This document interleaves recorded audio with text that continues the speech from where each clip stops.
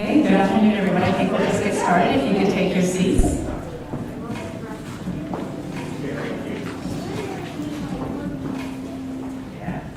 It's been over 2 years since I've asked an audience to take their seats.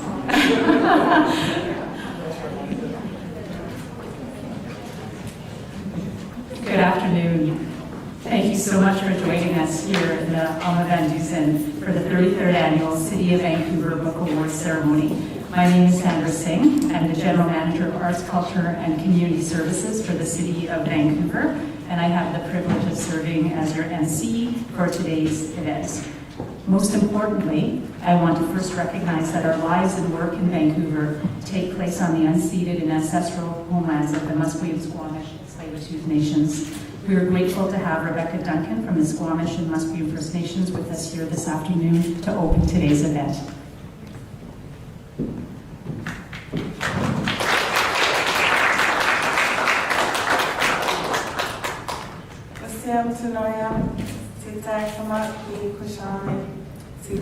Rebecca Queen's Scotland, 18 Johan Hartlands Gwawan, Quizlack, no more your age, that he come alive, oh, Homer, higher to make it. Is everybody keeping up so far? My true name is Tita Kama. My English name is Rebecca Duncan. It is my honor to welcome you to our beautiful sacred lands we call Cunningham. If you've ever been at the Squamish Highway and you see the signage, you see Cunningham as our name for Vancouver. It means the place of many maple trees, which long ago there was just east of here a beautiful grove of maple trees that really important to us as Squamish people.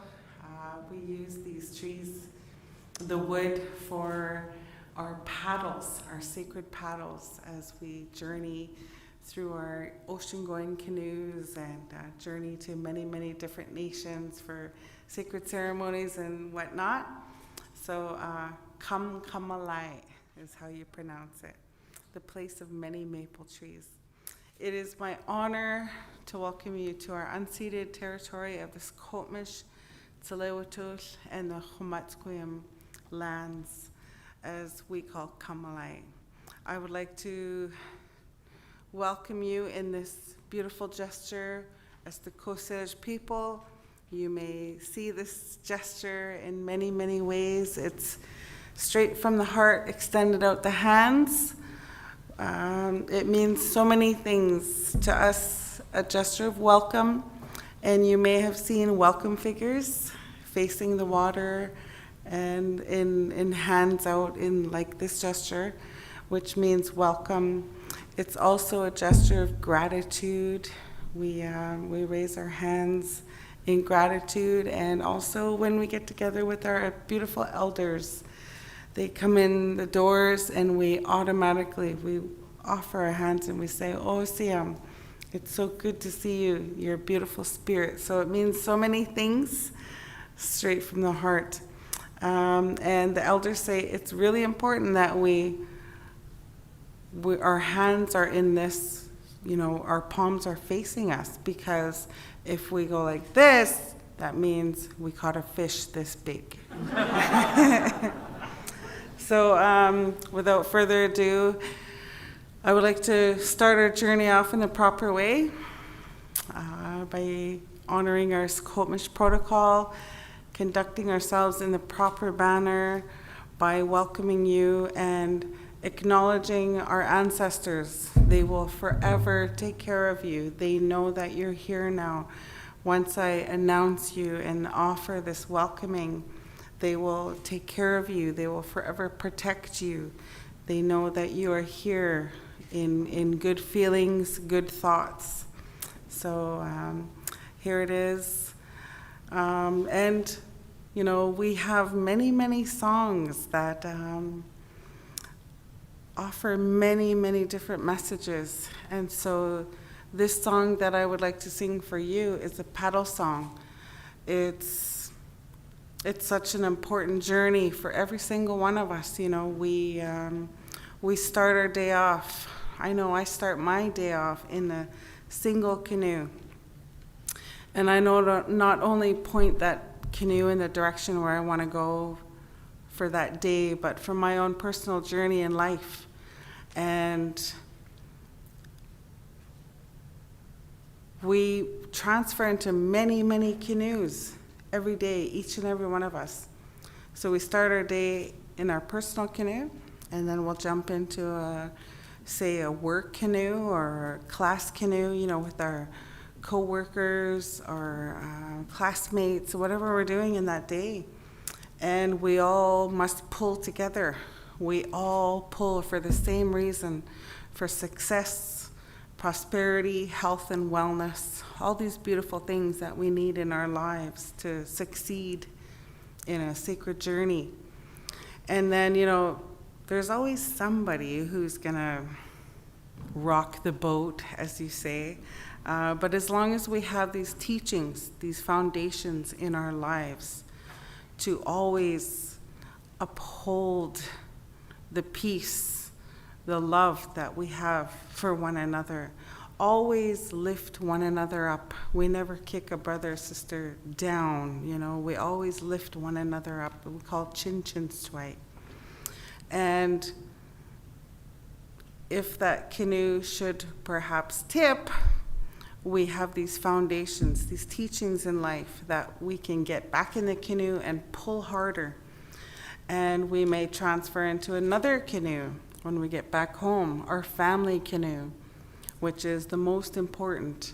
And I have a couple of teenagers in my family who try and dip out on their chores every once in a while. And I have to remind them, it's not fair that, if you want to ride princess in this family canoe, that means me and Dad got to pull harder, which you got to pull your own weight in this canoe. So I ask each and every one of you to pull your weight in your canoe, honor your canoe, honor your journey, and please honor your neighbor's canoe. So with that, I would like to sing this paddle song. And you can always tell a paddle song by this beat. This beat tells you that we are on a journey in a canoe ceremony or in a prayer as well. And then you may hear this beat, solid beat, which offers our eagle songs, wolf songs, more fun stuff. And then if you hear this beat, heads are bopping, yeah, that means partay. It's like that beat offers feast songs, bone game songs, all the fun stuff. So if you're ever cruising through one of our villages, past one of our villages, and you hear the drums going, you'll know what we're up to by the beat of the drums. So this song is a paddle song for each and every one of your journey. Osiam. Yeah.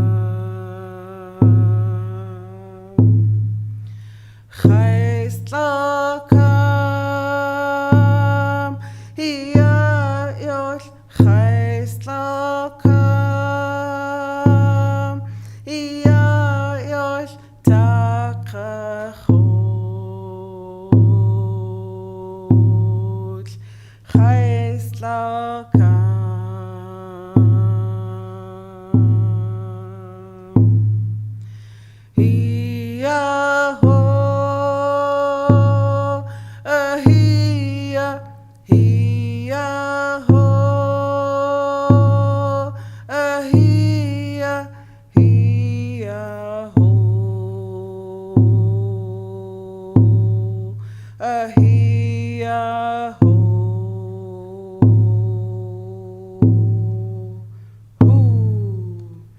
Osiam Tanoya.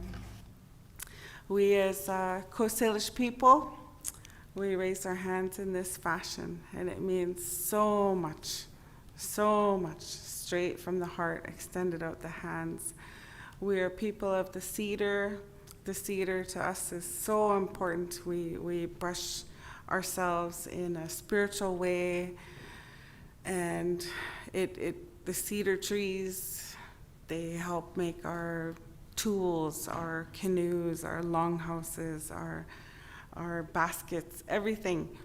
And we are people of the canoes here on the wet coast, the west coast.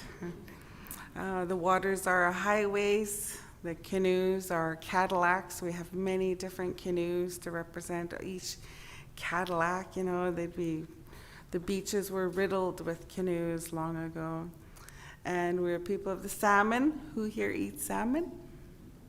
Excellent. Salmon for us is our brain food, our nourishment. It's feeding our people for thousands and thousands of years. So we really, really rely on the salmon. And people of the canoes, the cedar, the longhouses. The longhouses to us are our churches, our hospitals, our schools. We go there to pray, to learn, and to heal ourselves. So now that I've gotten the official business done, I've welcomed you on behalf of the Scotish, Humatsquim, and Tsleil-Waututh people onto our sacred lands. I'd like to get this party started in the proper way. So, without further ado, I'm going to split this group of people into half over here. So the left half of this group, you're going to honor Spakos. Spakos in the Squamish language are the eagles. The eagles are the strong-winged ones that carry our prayers, our messages up to the Creator. And so when I say Spakos, that's your cue to spread your wings and shake your tail feather, all right? The second half over here, I'm gonna ask you if you would honor Takaya, the wolves. And the wolves are the warriors that gets the job done. They teach us about loyalty, the importance of family. There's always alpha male, in the front and the back of the pack. They take care of our elders, the children, and the women of the pack in the middle. So to dance like a wolf, use your elbow as your nose, your other hand is the tail, and don't forget to howl. Ow! Over here, I'm gonna divide you guys into half as well. Ask this group of people if you would honor Yo'yos. Yo'yos in our language is the killer whales, the wolves of the sea. And the killer whales, they can see right through us like X-ray vision. They can tell if we're healthy and strong, weak and sickly, good intentions or bad intentions. And we've had many, many Yo'yos come into our communities over the past few decades, collecting our spirits when there's a significant one that we've lost. We say our goodbyes, and the killer whales come into our waters, and they come to collect the spirit of that loved one. They're now part of the killer whale, the Yo'yos tribe. So the killer whales, they jump big for the sunset. So you're just going to jump with your arms, break that water. Please, no breaking water if you're pregnant. Okay? There's folks over here on my right side. All of you, I'm so worried about our salmon people. The salmon people have been facing so many challenges just through the last couple of decades, even more so with the farm fish, and all the craziness that wreaks havoc on our wild salmon. in the Atlantic Ocean, they can't even make it up to waterfalls and, these great rivers anymore. They're so weak and sickly. So I'm going to ask you, beautiful, strong folks, to help send these salmon people some oomph, some power to get through so that they will come back to us and nourish our bodies, our brains again next year.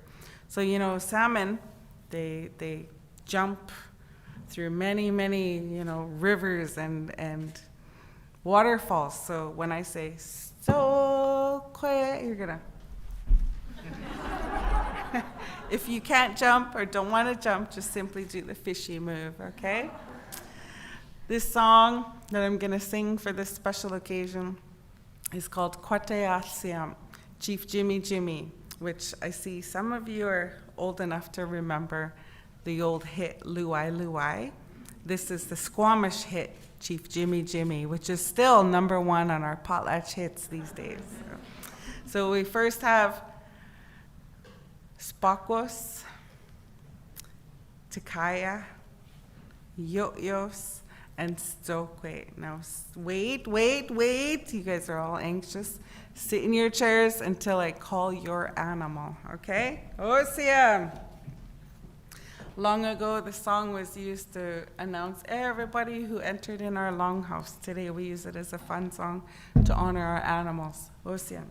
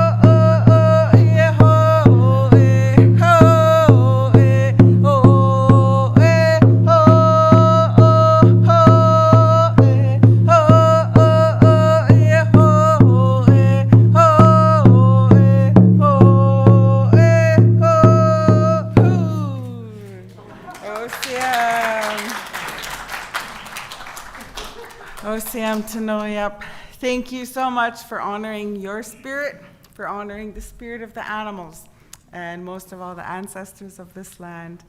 And, you could say, I went to the library today, got to act like a bunch of wild animals.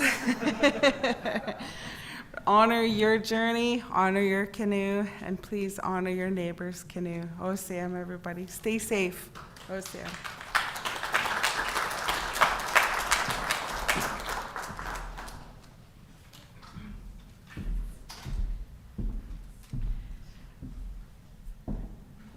Thank you so much, Rebecca, for your welcome and your warmth and for sharing your cultural practice and your stories with us. That was absolutely a privilege. Thank you. Thank you. Okay. So before we move into this afternoon's ceremony, I do have several notes about how we hope to attend to your comfort during the event. The first thing is, should you need to leave the room and come back, I misnamed the room in my opening remarks. We're not in the Alma Van Dusen, we're in the Alice Mackay. So if you leave for the washroom and you come back, don't go to the Alma Van Dusen. You might end up in a different program. We are pleased to be live streaming this event so folks can attend from home, but we're so happy to be holding this event in person after a postponement due to COVID restrictions last year. And our library colleagues actually just informed me as well before we started that this is the first live event in this room since COVID, the onset of COVID. So that's pretty amazing.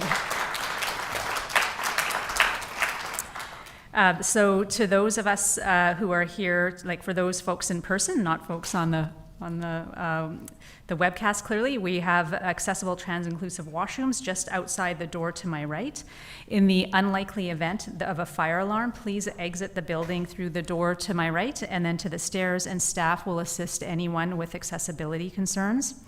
There is a slideshow behind me, as you can see, that will have headshots of our 6 finalists and the honorable mention alongside a photo of their book covers. And we're really pleased to have Iron Dog Books with us today. They're the official bookseller for this event. And owner Hilary Atleo is with us with stock of all of our finalists' titles to purchase. And so, and also the books, of course, are online through their website as well. So please visit Iron Dog's Books and support this local Indigenous-owned business. So today we'll receive greetings from Deputy Mayor Adrian Carr. Then VPL's Chief Librarian, Christina de Castel, will introduce our finalists and invite them to read excerpts from their books. And after this sampling of these extraordinary works, we will announce both the 2020 and the 2021 Book Award recipients, as well as Vancouver's new Poet Laureate. So now please join me in welcoming Deputy Mayor Carr, who brings greetings from City Council.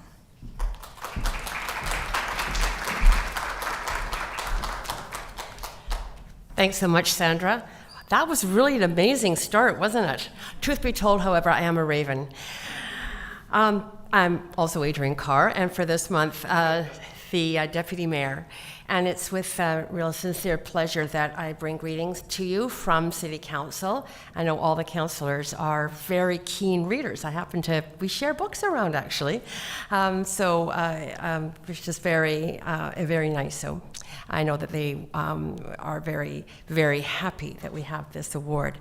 This particular award, the Book Award, is part of Council's broad civic recognition program, which is quite large, and in that whole program, we honor individuals and organizations that advance and activate Vancouver's diverse cultures, communities, and ideas.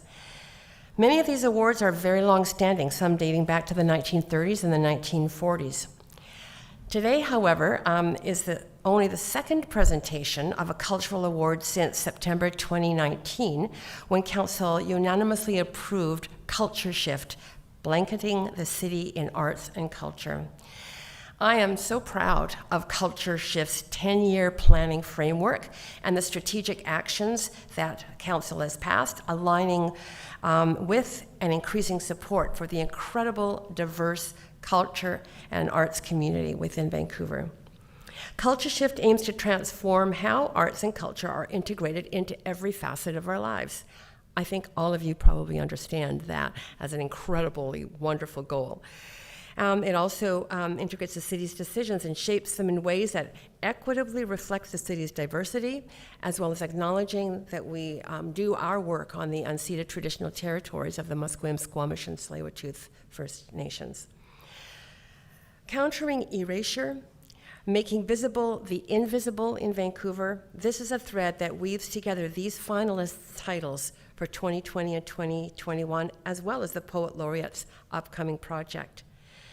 To all our Book Award and Poet Laureate selection panels, thank you for your work. I know you did a lot of work this past summer in advance of this award. To my fellow guests at this event, thanks for coming. It is so wonderful to be at an event with real people, not little shots on a screen. We are very happy to hold this event here in this room, and we did postpone it last year, so this is kind of a really exciting moment for us all. And at that, we will, I'll give the stage back to Sandra for the rest of the ceremony.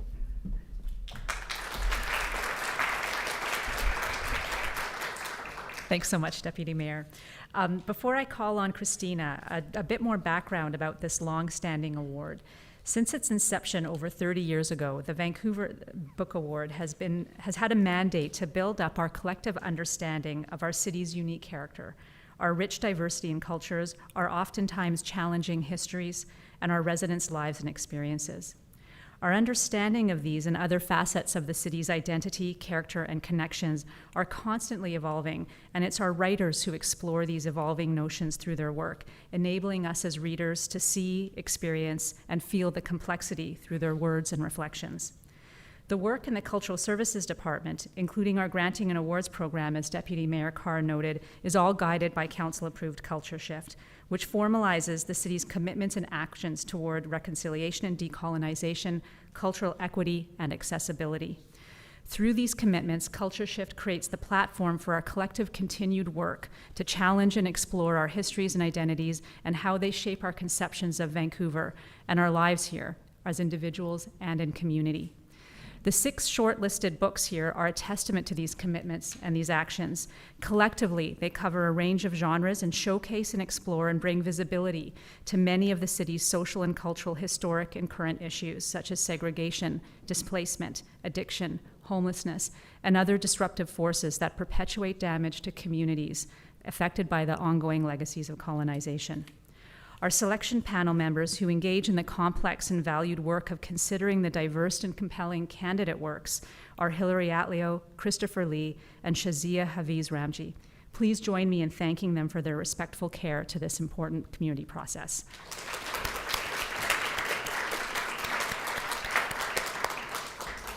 Our partners here at Vancouver Public Library are similarly committed to supporting a society that advances equity, respects diversity, and fosters social inclusion. And they have demonstrated a decades-long history of elevating marginalized voices and local authors.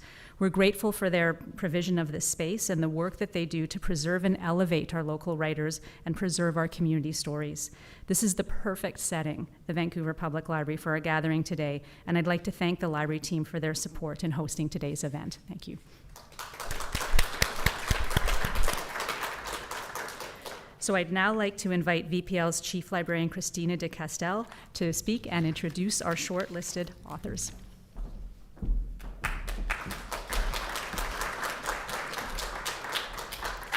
Thank you, Sandra, and welcome to Vancouver Public Library. I'm Christina de Castel, Vancouver Public Library's Chief Librarian. We're absolutely delighted to once again host this celebration of writers in partnership with the City of Vancouver. It's my pleasure to be with you to introduce the nominated books and to invite each author to share a short reading.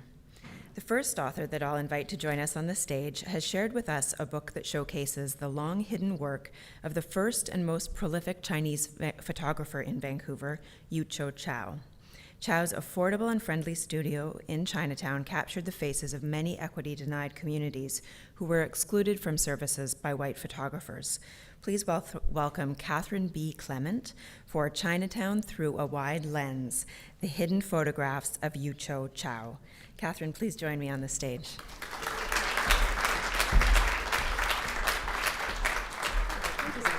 Thank you. Do you want me to speak? Yeah. Oh, okay. If any of you have actually seen this book, it's a bit like a community photo album with hundreds of different photos, different communities, and stories to go with it. But I want to take this particular opportunity to read from the chapter about Yuqiu Chao himself, this remarkable man whose story had been forgotten. He operated a studio from 1907 to 1949, and through a very tumultuous and transformative time in our city's history. Offering affordable photography was the only way for a Chinese cameraman to survive. In the first half of the 1900s, photography was still a luxury, as few people could afford their own camera. For most customers, it took savings and usually a special occasion to hire a commercial photographer and trundle down to a studio decked out in one's finest attire. For those of lesser means, getting a photo done might require borrowing a suit or a dress from a friend.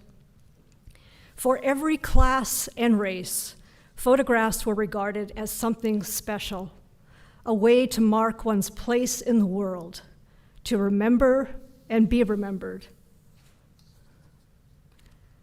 Like painted portraits from an earlier age, sitting for a photo was a symbol of status. Photographs allowed people to share a story about themselves and were intended to project an image of success and to show the relatives back home that the cost and sacrifice entailed in immigrating had been worth it. Most often, photographs commemorated important milestones and special moments. After each photo session, customers usually ordered multiple copies, which they presented to family and friends. Long before Facebook and Instagram, people were eager to share photos of themselves. But back then, the sharing had more significance, as a lifetime's story might be packed into one image, and the photos did not come cheap. Rain or shine, anything, anywhere, anytime, Yucho emblazoned this slogan on his business cards, newspaper ads, and even onto the signs on his studio. At a time when many white businesses refused to serve non-white customers, Yucho's willingness to accept any request from any client, no matter what their skin color, religion, or social status, filled an important and growing niche in this city. It was to be the mark of his studio throughout the years. In his little studio, he recorded the faces of entertainers, politicians, families, children, and soldiers. Outside, he snapped the images of the ebb and flow of life in the streets of Chinatown. For many years, Yucho even hauled his heavy equipment down to Vancouver's Central train station, where he regularly took head and shoulder shots of bleary-eyed, newly arrived Eastern European immigrants. Ironically, these were the very immigrant groups that the federal government was inviting to Canada, even as his own community was increasingly stigmatized and unwelcome. If Yucho felt resentment of their status as preferred residents, he never showed it. Back in the studio, his backgrounds and props were important to shaping the appearance of his subjects, and he paid careful attention to these small, symbolic gestures. His earliest backdrops suggested sophistication and wealth from a European perspective. He supplemented these backdrops with high-quality furnishings like Asian area rugs and faux marble pedestals. And to complete the illusion, Yucho kept on hand a number of props: books, clocks, a candlestick telephone, as well as personal accessories such as a fountain pen, a pocket watch, other jewelry, to help his customers convey an image of sophistication and success. Yucho's studio thrived even during the Great Depression of the 1930s. By the time the Second World War erupted, Yucho Chow was so popular with so many different communities that he added a new slogan: "Everybody knows Yucho Chow." It's not clear what made Yucho accepting and open to all people. Perhaps, being an immigrant, he felt compassion for other immigrants who, like himself, struggled to make Canada their home. Perhaps he believed it was important to represent the larger community in which he lived. Maybe he was just a shrewd businessman who saw an opportunity, a market that was untapped by other photographers. Regardless of what motivated him, Yucho Chow left an incredible legacy that speaks to us and informs us today.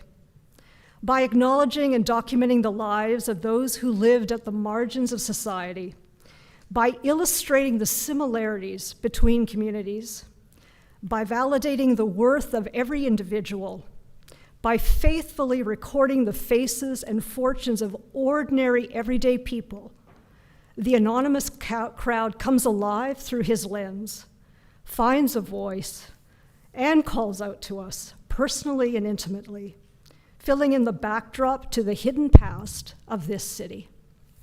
Thank you. Thank you for this honor. Good luck to everyone. Thank you.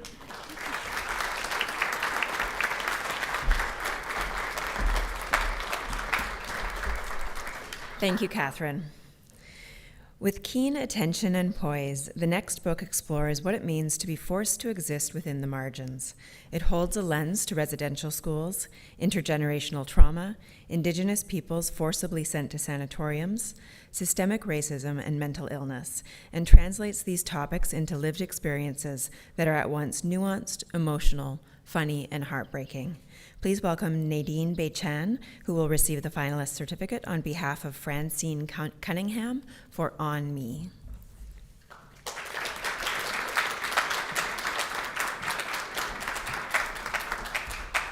Thank you, Nadine.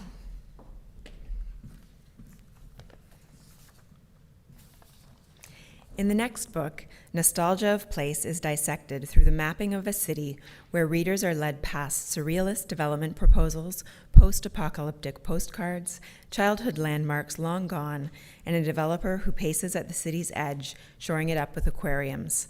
Please welcome Alex Leslie for Vancouver for Beginners.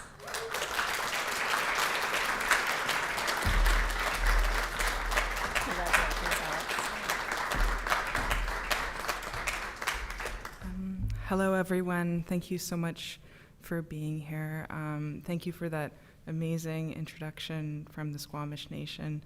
I'd like to acknowledge the Musqueam, Tsleil-Waututh, and Squamish land that we're on. I'd also like to thank my publisher, Book Hug, who I hope is watching from Toronto. Hi, guys. This is my first reading in 19 months in person, so I'm really excited, and thank you, everyone, for being here. I'm going to read 3 poems from my book. Forced Fire Season. Today the city lies on its back, its stomach bled out. Buildings hang upside down, windows plate the harbor. Trees send roots upward, thirsting for chemical reservoir. Bridges dangle from the inlet's dark wrists. This morning, the city tilts its head in a heat dream blown in from the other side. Crazy eye sun bores a hole through orange fog. The city lies on its back on a new bed this morning, dreams itself in the bay lit up with pickled afterbirth. Every sunset color in the new alien dust clouds descends.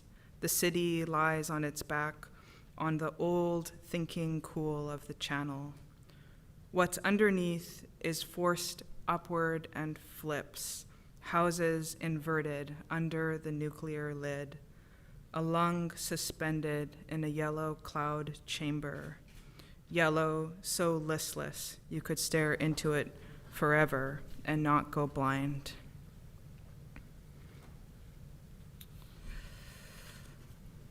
This poem is called 2, as in the number 2. A developer built 2 buildings side by side near Hornby and Helmkins streets, one to house the dead, one the living. A crew nailed clapboard over the front of the house of the dead, sold apartments for $1.7 million apiece in the house of the living. Problems arose when the living and the dead began to wave at each other from the side windows, throw messages carried on the breeze, and communicate through the pipes that provided the 2 houses with water from the reservoir in the mountains. The house of the dead hosted all-night parties, had a guy who could get you anything you wanted, and the oldest functioning pop machine in downtown Vancouver. The house of the living had a rooftop whirlpool jacuzzi. The house of the dead, adrift in an ocean of rumors after 2 guys were found on the roof, chained to a pipe. The story goes they couldn't cover the rent. But many crashed with friends in the house of the dead. The landlord, a guy obsessed with collecting aquariums, turned a blind eye. In both buildings, people crawled into their beds in exactly the same way. No guest policy in the house of the dead. People circulated in the hallways for months, eating cheese sandwiches on the fire escapes to feel the sun, drinking from the cold, priceless rain. The developer hired a consultant to build a bridge between the buildings and charged a fee for inhabitants of the house of the living to visit the house of the dead. The house of the living was made of steel and glass, and its inhabitants had forgotten how to see in the dark. The living were blunderers. The twin buildings span in this faint glow of a spectral sunset. This Vancouver opened its prospector's ocean-sized eye. The living went back across the bridge when they'd had enough of suffering. Nothing to see here. The house of the dead was condemned and scheduled for redevelopment in 2022. The public was welcome to attend a community consultation session, but the dead were not invited. The development notice was posted, and the dead decorated it with the names of their friends. An artist with a grant from the city hung a hammock between the two buildings. He lived in the hammock for a month and live streamed from it. His piece reflected on the Vancouver housing crisis. One night, a windstorm blew him down, and he moved into the House of the Dead. For 2 weeks afterwards, Vancouver projected the footage from his live stream onto the facades of the House of the Living. People watching the display forgot the House of the Dead had been condemned, forgot about the community consultation session, and so the building continued as it had been.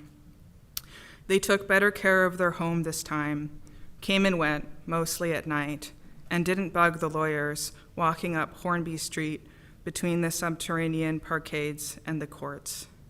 Everybody knew the House of the Dead was there, but it was no longer a controversy. The Dead's living twins in the neighboring building never thought about them anymore. In this Vancouver, people could get used to anything. The living and the dead did not make eye contact and used separate entrances because otherwise time might get confused. Buildings might shuffle a little bit to the left or the right and switch positions. The apartments in the House of the Living were put up for sale and changed regularly, but in the House of the Dead, there were renters and squatters and the occasional translucent teenaged prophet. That was the way of the city, spreading in all directions.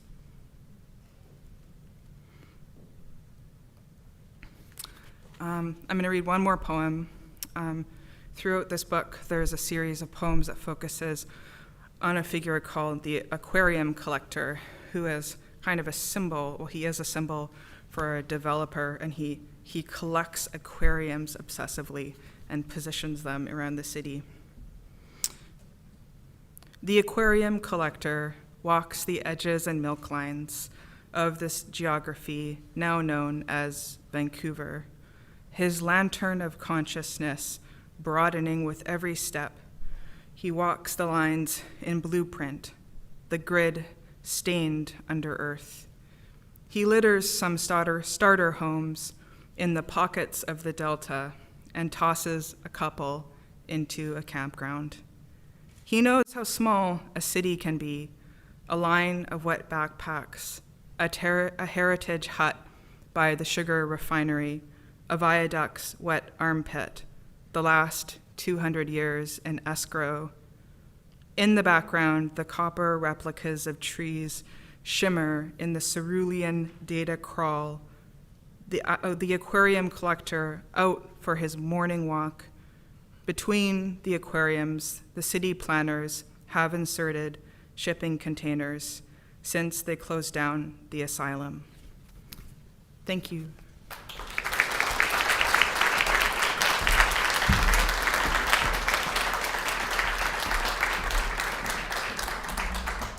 Thank you, Alex.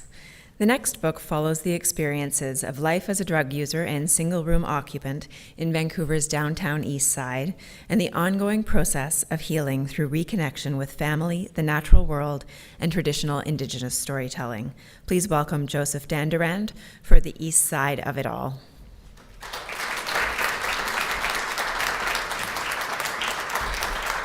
Thank you. Congratulations. I never know what to do. Do I kneel or no? Genuflect? We can't shake hands. Oh, we can't shake hands. Hi. Okay. Let's start. This is called Bathed in Floods. A 5-year-old Kwantlen girl is put on a train. She holds the hand of her older brother. They both weep and stare at their mother. She turns and walks back to their village. They hold on to each other as the train screams. The trip is to the ferry that will take them to an island, Cooper Island Residential School. It is dark and they are told to go to bed without supper. She weeps and falls asleep. She awakes as she has pissed her bed. The sisters make her wear her soiled sheets all day. They finally are fed. Mush and water, not enough to grow on. They are starved. They are told to kneel before God and praise Him. This is their salvation. This is their pain. She is there for 10 years, broken long ago. She no longer wets the bed. Today they celebrate this day of remembering the lost and buried, the forgotten and tormented. My mother, 79, Parkinson's inside of her. She remembers the cold mush, the cold beds, the soiled sheets. They thank her for coming to this celebration. In the distance, the train screams. The rains fall sideways, the winds are quite warm and dry. September 30th, 2021, a day of truth. The crowds gather and they show respect. A small child in an orange shirt holds cedar boughs. She walks ahead of the people and she brushes the road. They walk to the river and they sing many songs. The drummers dressed in blankets and headbands. They pound out an old song. This is how we come together today to feed the loved ones, those kids who never stood a chance to grow and to live. They fell into holes dug in all the fields of all the schools. We walk to the river and we are led by a young girl. She weeps and she brushes away the bad. She brushes away the evil. You can see it lifted into the air. It goes way up and then fades. She continues. She is strong. She is our survivor, such a young girl, as the drums pound out the mercy of all of us. On our island, we have an old church. It was made 100 years ago. We do not go there. We fear it. We let it stand. I'm not sure why. Fear, I guess. They have burned other churches, a flame of protest and despair. Ours is kept quite nice. Flowers on the edges and the grass is always cut. I drive by it every day and wonder at its silver cross. We used to bend for God, but He never bended for us. The old books are still there open to the page of Genesis. The creation stories are the same as ours, but we never had a book. I like the pictures. I like the songs. I liked it when the Father would yell at us to be quiet. We giggled and laughed at Him and His funny hair. It was all twisted and white. He knew we were laughing at Him and He hated us. I remember one day He tried to chase us. How stupid He was to chase young Kwantlen boys, the tireless runners, here for thousands of years, running forever. He tripped and fell and He looked like the cross on the wall, arms nailed to the cross. He whimpered and pitied himself, asked his God for forgiveness. He soon left our island. They say they found him in his room one night, hanging there like Christ on the cross. Amen.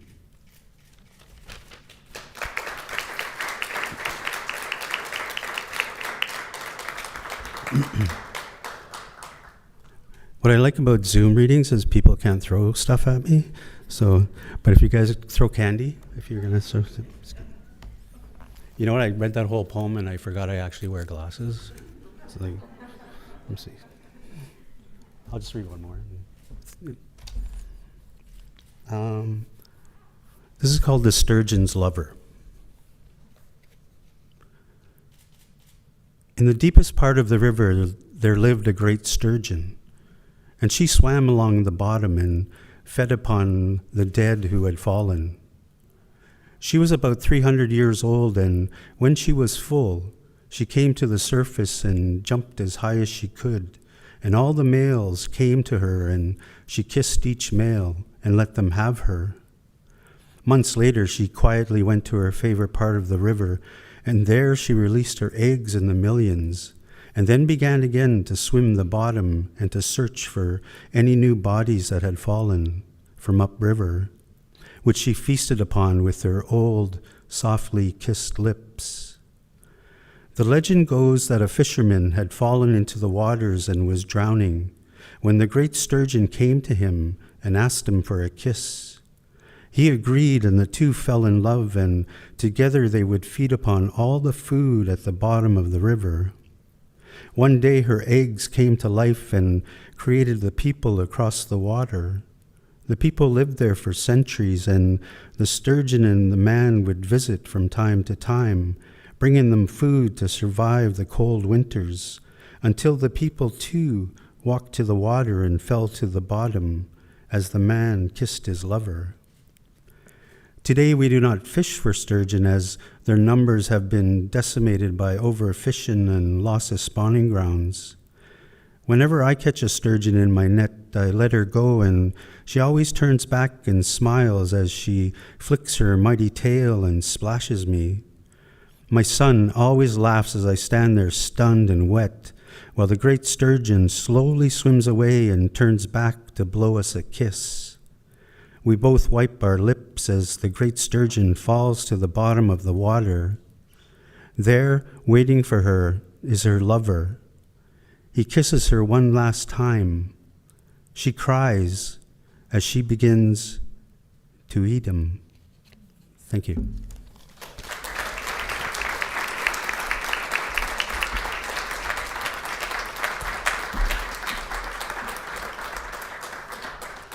Thank you, Joseph. In this next book, the paths of 5 friends cross and crisscross over the decades as they struggle to overcome, or at least try to forget, the trauma they endured during their years at the mission. This book chronicles, with compassion and insight, the desperate quest of these residential school survivors to come to terms with their past and ultimately find a way forward. Please welcome Jessica Loiva on behalf of Michelle Good for 5 Little Indians.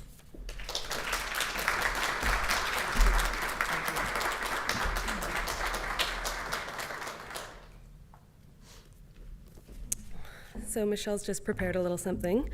So Michelle is moved and thankful to be a finalist for this award and feels that the nomination helps the book reach more hearts and minds. The excerpt Michelle asked me to read is about one of the characters, Maisie, and how, like so many survivors, she couldn't make it home again, even though she made it home.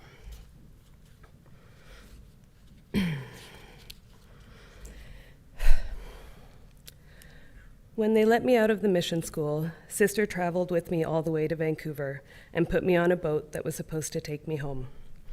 There were 7 of us girls from the mission school and another 12 boys and girls from other Indian schools who joined up with us to catch the boat and head back up north to our coastal village. 10 years had passed since they dragged me away from my mom, kicking and screaming, and it was the last time I'd seen her or my dad. When we got to our village, tired, cold, and hungry, we were herded off the boat in single file. Standing at the beach at the end of the dock were a group of men and women, milling around and looking at the dock as we walked towards them. For a moment, the 2 groups just stood there, kids on the dock, parents on the sand. Then a boy from one of the other schools broke and ran, calling out for his dad. The rest of us ran too, right into that crowd of grown-ups who were supposed to be our parents. We were all pretty much as tall as them now, and everyone was looking at everyone else, looking for something familiar, something to recognize. I didn't know what to do, so I just stood there, hoping one of them was my mom, and that she would recognize me. I couldn't pick her out in the crowd. A woman approached me, gently asking if I was Sally. No, not me. Finally, I noticed a woman, her hair wrapped tight in a pale blue scarf, standing at the edge of the group, looking straight at me. I knew. It was my mom.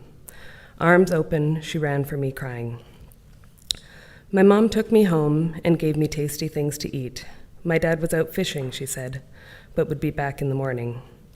She said they weren't really sure if I would be there that day. The house was smaller than in my memory, but familiar, and the whole evening I just wanted to cry as I took it all in. The place I had been dreaming about for 10 years. My dad came home the next morning and held me so tight. He smelled of wood smoke and fish, and that primal smell tumbled me back in time to a thin memory of me and my mom meeting him at the dock, him tossing me in the air, me laughing so hard my belly hurt. He would carry me home like that, like I weighed nothing, my face in the crook of his neck, rough sea salt rubbing on my face. They told me after that They told me that after I was taken, no one told them where I was. They still didn't know which school I'd been sent to. I couldn't help but wonder if they'd tried to find out. They must have, but the angry question kept rising in me, and their constant affection began to disgust me. I lasted a month. No matter how hard I tried, this place, their house, was no longer home, and these people, though kind and loving, were like strangers pretending to be family. I hitched a ride on a trawler to Prince Rupert and took a bus to Vancouver with the $100 my dad pressed into my hand as my mother stood by, crying. Not long ago, I was at the Balmoral and met a girl from up there. After the expected ritual sharing of who our aunties and uncles are, she told me she was sorry about my mom. I didn't know, but she didn't need to say more. I had so many dreams at the Indian school about going home to her. Dreams about sleeping safe in my own room, playing at the beach at ease and without fear, and cooking with her. What I so desperately needed was to be standing on that stool by the stove, carefully stirring under her watchful eye like when I was little. To be little again, living without fear and brutality, no one gets that back. All that's left is a craving, insatiable, empty place. Thank you.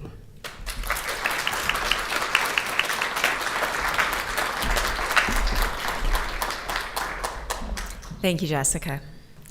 This next book creates a beautiful representation of Syrian culture told through the meals Salma prepares and its vibrant illustrations, while the diverse cast of characters speaks to the power of cultivating community in challenging circumstances. Please welcome Danny Ramadan and Anna Braun for Salma the Syrian Chef.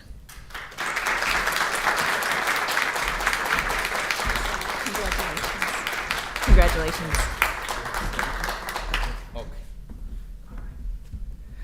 Hi there. So I have a very special guest for you. In 2018, I was working on writing this book, and at the same time, I was sponsoring my sister to come here to Canada as an immigrant. And the application, of course, took 2 years to be done, and then they were supposed to arrive in March 2020. So that didn't happen. They ended up arriving a month ago, and I'm bringing this up because I was inspired to write this book based on the experience of my little niece. So Salma the Syrian Chef is based on this little girl over there, Tala. Tala, if you can come over here for a second. Come on. Come on. Hi, Habibi. Come here. Here. Show the lovely folks your dress, maybe? Right? You want to? No? All right. How long have you been here? I've been here before, but I was new to my school, but I am not today. Okay. Oh, here in the library, okay.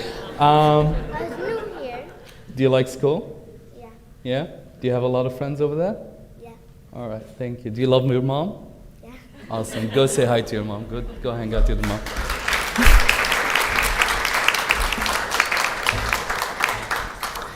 So it's really interesting to read a children's book to a group of adults, but I'm going to try my very best here. Selma watches the Vancouver rain from her apartment window in the Welcome Center. It's different than the sunny days back in Syria. She still can't pronounce Vancouver, but her friends tell her that her ways of saying it are more fun. Vancouver, Salma says to Mama, but Mama is making dinner.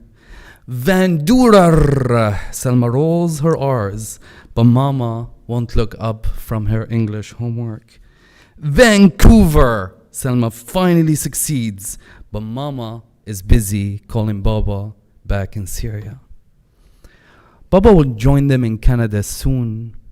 Salma's heart aches like a tiny fire in her chest when she thinks of Baba. She wonders if Mama's heart is burning too. Mama used to giggle with her friends in the refugee camp. It sounded like the ringing bells on the older boys' bikes. Now, after a long day of job interviews and English classes, Mama barely smiles when tucking Salma in. Maybe if Salma can make Mama laugh, Vancouver will feel a little more like home. Salma draws Mama a clown on top of a bowl, balancing on an elephant. She tells Mama a knock-knock joke about bananas and oranges that she learned in language school. She even hides behind the fridge. She jumps out and screams, "Boo!" But all she gets is Mama's sad smile, full of love, but empty of joy. I want to make Mama laugh. Salma rushes into the playroom and almost crashes into Nancy's chair. She's been sad for a long time. When was the last time you saw Mama happy? Asks Nancy in her broken Arabic. Salma imagines a waterfall of Mama's many sad faces since they left Syria. How about you draw a picture? Nancy says, drawing helps me when I forget my good memories. Salma looks at the colorful crayons. Her memories of Mama's smile shine like a beautiful rainbow over that waterfall. Salma draws her home back in Damascus, a yellow house with a garden surrounding it like a necklace. The garden had a tree with green leaves and a bird's nest with 3 little eggs. She colors the living room walls purple. Were the walls really purple? Nancy asks. No, Salma says, but it's okay to add new colors to my own memories. She draws Baba at the table. Mama carries a dish of fool shami, a big smile on her face. Salma can't bring Baba here sooner. She can't rebuild their old home, but suddenly she knew what to do. I also would like to do a shout out to Anna Braun, who is sitting over there. She is the illustrator of this beautiful book. She did a fantastic job. Those illustrations just jump at you in excitement. So let's give it up for Anna Braun, please.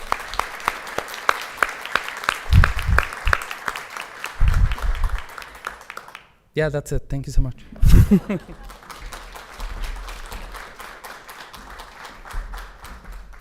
Thank you, Danny and Anna. Our final title today receives an honorable mention. This short print-run artist book tells the story through text, letterpress, and risograph printing of Canada's first Chinese-English letterpress printing shop located in the historic Chinatown of Vancouver. Please welcome Marlene Ewan for Ho Sun Hing Printers.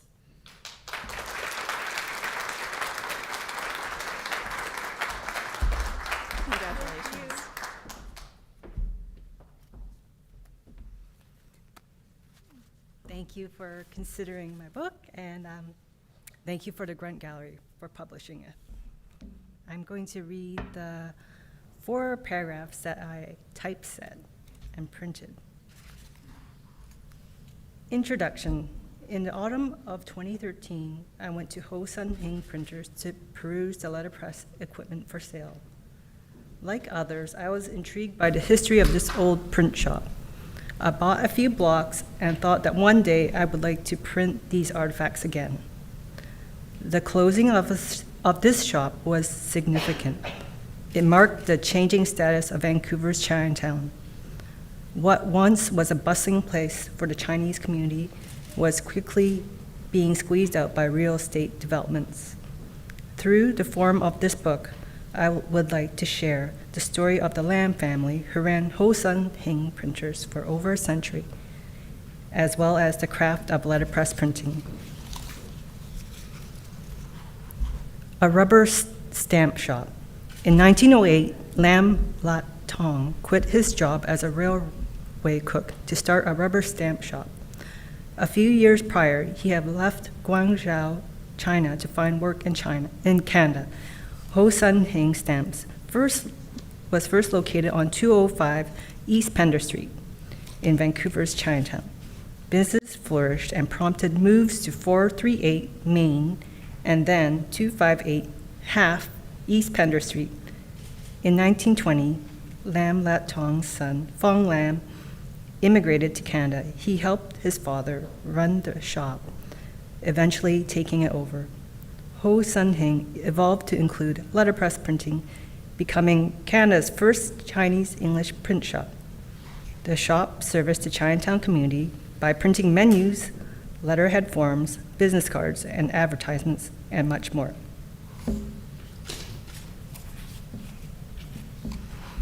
A family business. Fong Lam and his wife Hilda would go on to have 8 children. Everyone worked and pitched in the family business. In 1961, the Lam family purchased a spacious Art Deco building located on 259 East Georgia Street. It used to be H.Y. Louis' Cash and Carry. This would be the final home for Ho Sun Hing printers. Hilda had heard that the Louis were planning to sell, so she approached him. The Lambs purchased it for $20,000. There was a need to house multiple presses and bindery equipment, which the Lam family sourced internationally. Business was thriving.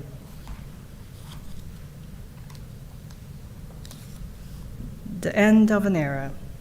After Fong Lam passed away, his sons Peter, Stephen, and Norman would continue with the printing duties of the shop. Stephen would be the primary printer. He put in extra long hours by working 12-hour shifts and printing jobs for Newtown Bakery and the Marco Polo. After Stephen passed away in 2013, Hilda decided that it was time to close up shop. Chinatown was changing a lot. Many small businesses were shutting down. Gentrification was in full force. Also, being in a digital age meant that the demand for quality letterpress printed items was dwindling. Ho Sun Hing printers closed in the spring of 2014 after being in business for 106 years. Thank you.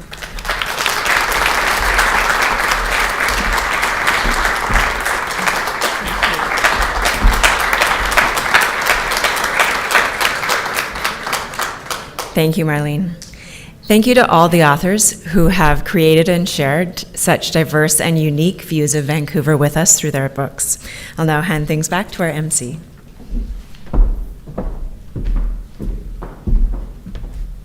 Thank you so much, Christina, and I'd like to echo my appreciation to all of the candidates.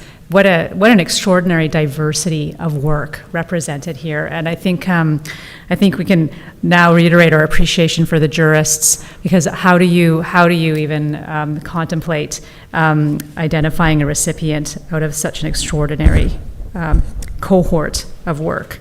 But we do, and so it is my pleasure now for the 3rd year in a row to announce the City of Vancouver Book Award winner.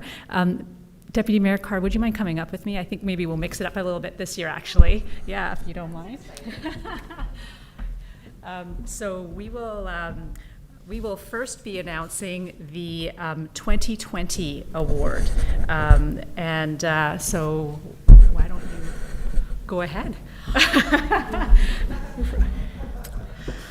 I am very pleased to announce the winner of the City of Vancouver Book Award 2020, Catherine B. Clement, Chinatown Through a Wide Lens, The Hidden Photographs of Yu Cho Chow.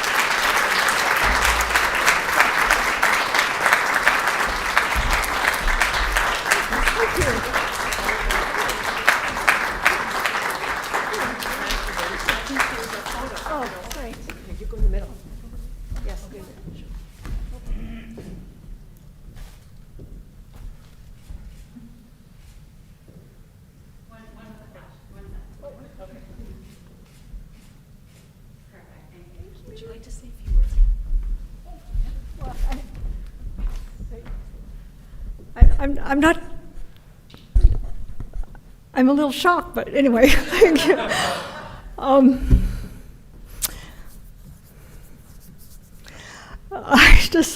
It was a long journey, this book. It was 10 years of looking for this man's work, because His work wasn't in any archives, so it was finding it one photo at a time, one story at a time over 10 years, and it was very magical. I thought he was just a Chinese photographer taking Chinese photos, only to slowly, as we peeled back the onion, to find that he was the main photographer for the early Black Canadian community, South Asian community, mixed race. It just went on and on.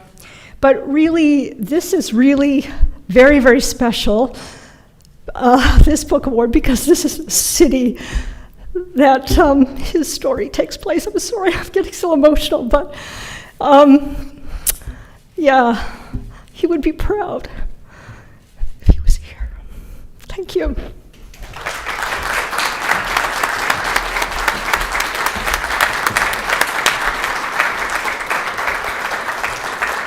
Congratulations, Catherine. And I was remiss in not noting that that this work was published by the Chinese Historical Society of BC, and I just want to express my gratitude for their publishing this work. Thank you. Okay, so we're now going to announce the 2021 award. Mayor, Deputy Mayor, would you mind? Here we go. Okay, there you go.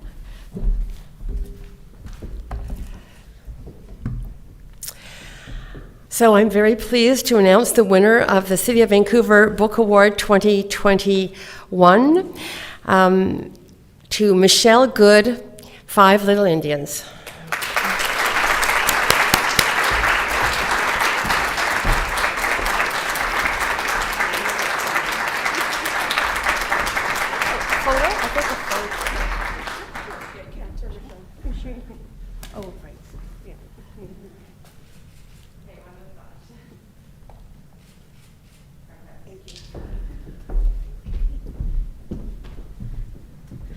Thank you. And Five Little Indians was published by HarperCollins. Thank you. Okay. So for our last announcement for today, we're very pleased to be announcing Vancouver's next Poet Laureate. The People's Poet has an important role in raising poetry's visibility through the creation of a unique literary project that engages the city's diverse communities. We're so thankful to our past poet, Miss Christy Lee Charles, and all of her contributions. We'd also like to thank the selection panelists for their participation in this process, Finder Dulai, Patricia Massey, and Cecily Nicholson. I'd now like to invite Leslie Hertig, as Artistic Director of Vancouver Writers Fest, to announce and introduce Vancouver's next Poet Laureate.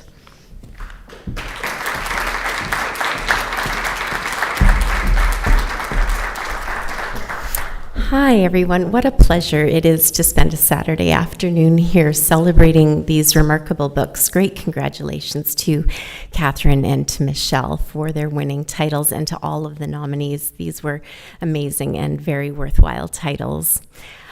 I also just want to call out to Miko Hoffman of the City of Vancouver, who's done such an extraordinary job of organizing both the Vancouver Book Awards, but also this next step of the Poet Laureate nomination and announcement. It's been a pleasure at the Vancouver Writers Fest to be working with Miko. She's done a really great job.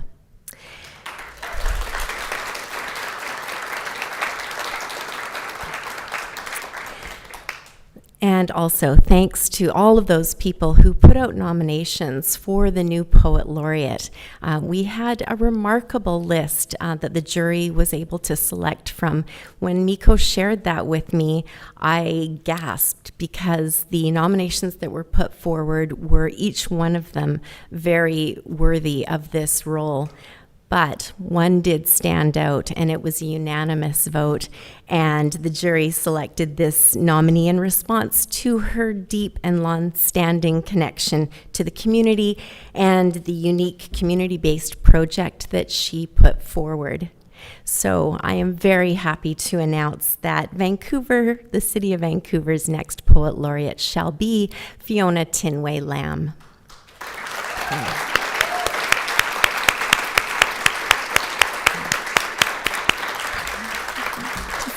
Fiona is the author of 3 acclaimed poetry collections and dozens of poetry, fiction, and nonfiction pieces that have been published in anthologies, periodicals, and featured in Poetry in Transit as well. She has edited and contributed to anthologies on motherhood and marriage, and her award-winning poetry videos have been showcased at local and international festivals to great acclaim. Please welcome our new Poet Laureate, Fiona Tinway Lamb.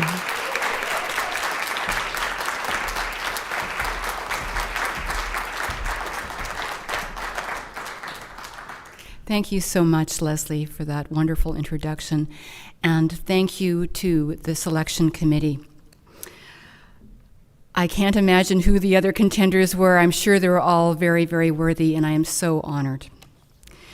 Thank you, first of all, to Dr. Joseph Wask, whose generosity has contributed so much to this city's cultural vibrancy, to the City of Vancouver for its commitment to the arts, the Vancouver Public Library, which has been a haven since I was a child, despite my overdue library books, and of course, the fabulous Vancouver International Writers Festival. Thank you so much, Cecily Nicholson, Patricia Massey, and Pinder Delay for selecting me, and to Alan Cho of the Asian Canadian Writers Workshop, who nominated me for this position. To be chosen as Vancouver's next Poet Laureate is a great honor, and it's also a great responsibility. And I am excited to be able to serve this city on the unceded territory of the Musqueam, Squamish, and Tsleil-Waututh, where my family and I have lived for over 50 years. The Swedish poet Thomas Tranströmer wrote, "Each person is a door to a room for everyone," and that is how I see my role, to foster those sparks of poetic potential in people of all backgrounds and from every community in this city. I truly believe there is poetic potential within everyone. I will read 2 short poems. Building upon the work of Vancouver's first Poet Laureate, George McWhirter, who was my teacher and mentor at UBC years ago, my legacy project will involve a poetry contest and poetry workshops to encourage youth and adults to write poems and make poetry videos related to local historical, cultural, and ecological sites.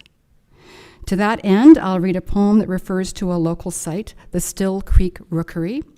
How many of you in the audience know of Canuck the Crow? Yes? Okay, and those of you who don't, you're going to know him through this poem. Ode to a Crow, close to a raven, kind of close cousin. Canuck was voted Metro Vancouver's unofficial ambassador a few years ago. He's gone missing, but we hope he'll come back. Ode to a Crow.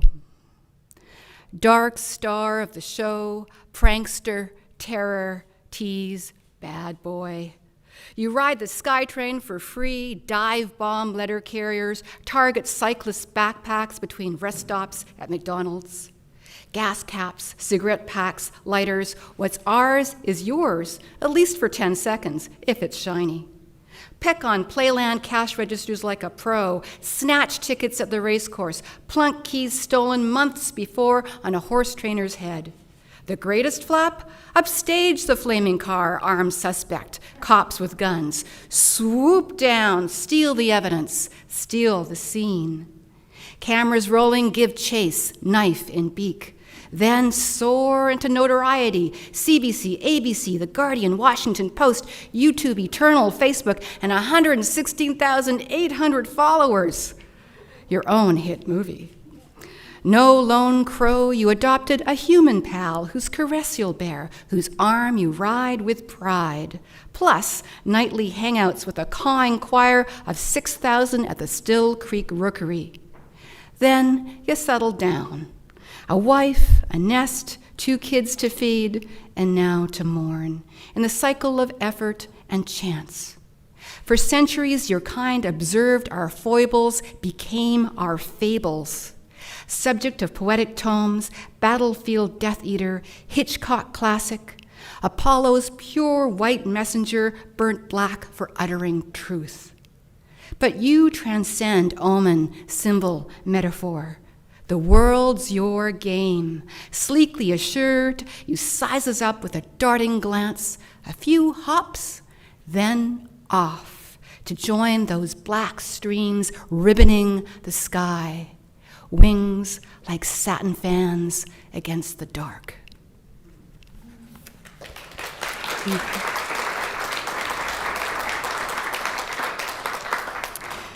I will end with a short poem of celebration that I wrote that was inspired by Chilean poet Pablo Neruda's beloved Odes to Ordinary Things, or Odas Elementales. The lens of poetry can find metaphors anywhere to name the unnameable and render visible the invisible interconnections between us all. Libation. And is dedicated to the UBC Apple Festival, which I miss very much. Libation. For me, no wine, just the life's blood of apples mashed whole in a democracy of pulp. Skin, core, seeds, flesh, warty or warped, bruised or scabbed, joined to make juice as round and real as earth. Let's open our tongues to bitter soil, sweet scorch of sun, crisp of autumn leaves, shimmer of river. Forget those tortured, espaliered trees, slaves chained to their stakes, forced to sing their single notes. Give us the old orchard's choir of venerable trees, gnarled arms held wide and high as tapers. Quaff the murky golden madrigals of juice and know, all revealed in a moment's swallow. For what is juice but poetry? What we've lived and known, wrung out of roots, trunk, guts, limb, into the radiant fruit of now, seasoned by wind and night. What's held within this cup, this poem, this juice, I offer you. Thank you so much for this honor.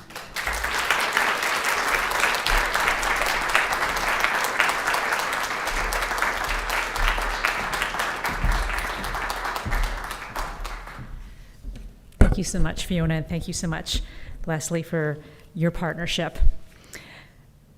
Fiona, we're really looking forward to your thoughtfulness and your creativity and your engagement through your tenure, and really, really looking forward to see what comes out of your contest and that your all of the new poets who you will inspire across the city. Thank you. So this is, we're coming to an end, so please join me in a final congratulations to all of our award finalists, the award recipients, and our new poet laureates. Thank you.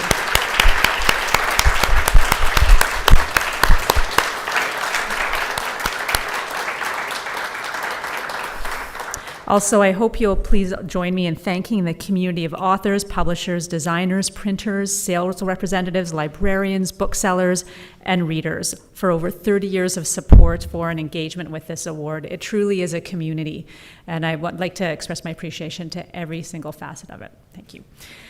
Okay, so before I let you go, as a reminder, all of the finalist titles are on sale at the Iron Dog Books table and also online. Please also check Vancouver Public Library's website for more and ongoing information on Fiona's work as our Poet Laureate. And with that, I will thank you all for joining us this afternoon, and I hope you have a wonderful rest of your day. Thank you.